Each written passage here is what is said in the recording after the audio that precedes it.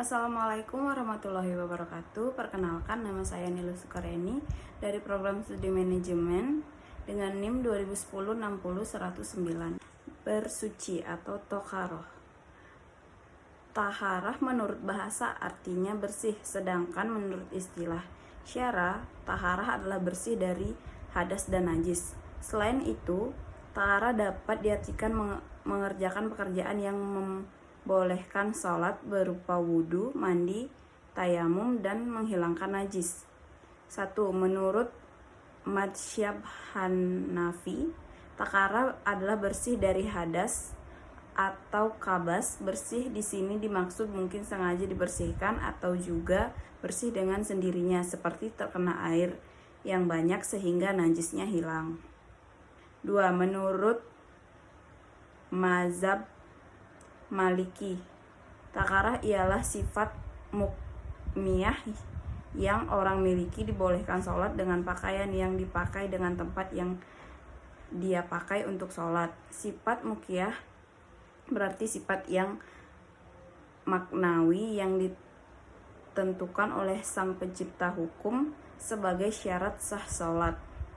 3. Menurut madhsyab Syafi'i, berpendapat bahwa taharah dalam syara digunakan dalam dua arti. Pertama, taharah yang berarti melakukan suatu yang dibolehkan seseorang melaksanakan sholat seperti wudhu, tayamum, dan mandi, dan sifatnya sunat.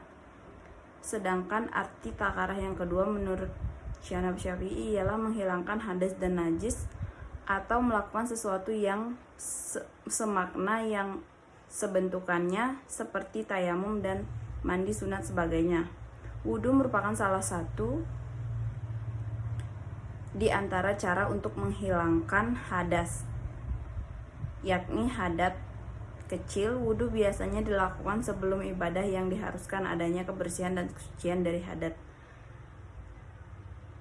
kecil bagi yang akan melakukan ibadah tersebut, seperti contohnya sholat. Allah Subhanahu wa Ta'ala berfirman dalam Al-Quran Al-Maidah ayat 6 yang artinya, hai orang-orang beriman, apabila kamu hendak mengerjakan sholat, maka basuhlah mukamu dan tanganmu sampai dengan siku, dan sapulah kepalamu, dan basuh kakimu sampai dengan kedua mata kaki.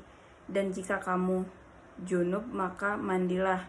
Dan jika kamu sakit atau dalam perjalanan atau kembali ke tempat dengan buang air kakus atau menyentuh perempuan lalu kamu tidak memperoleh air, maka tayamumlah dengan tanah yang baik bersih.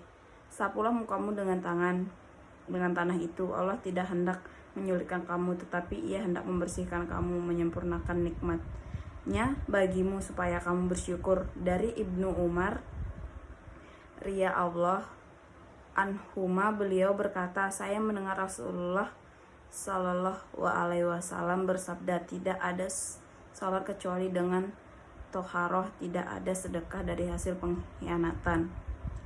An-Nawawi rahimahullah mengatakan, hadis ini adalah nas mengenai kewajiban toharoh untuk sholat. Kaum muslim telah bersepakat bahwa toharoh merupakan syarat dan sholat. Abu Hurairah mengatakan bahwa Rasulullah Shallallahu alaihi wasallam berkata, salat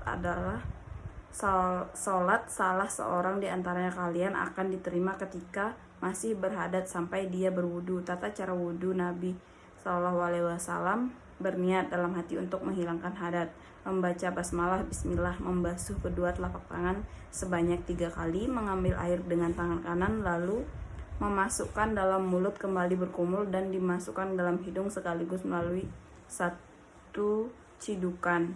Kemudian air tersebut dikeluarkan dengan tangan kiri. Hal ini dilakukan sebanyak 3 kali. Membasuh seluruh wajah sebanyak 3 kali dan menyela-nyela jenggot. Membasuh tangan kanan kemudian kiri hingga siku sampai menyela-nyela jari jemari. Membasuh kepala 1 kali dan termasuk di dalamnya telinga. Rasulullah Shallallahu alaihi wasallam bersabda, kedua telinga termasuk bagian dari kepala. Tata cara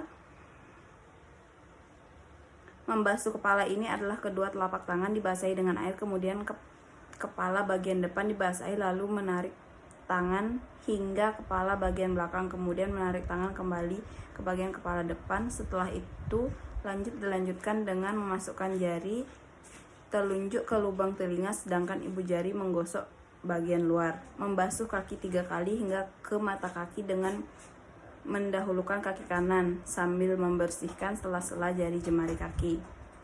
Utsman berkata, aku melihat Rasulullah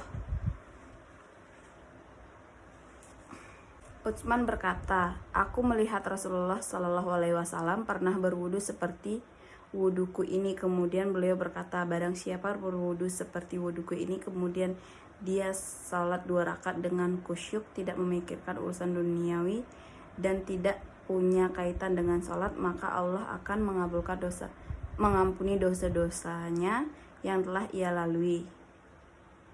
Ibnu Syahab berkata, ulama kita mengatakan bahwa wudu seperti ini adalah contoh wudu yang paling sempurna yang dilakukan seorang hamba untuk sholat.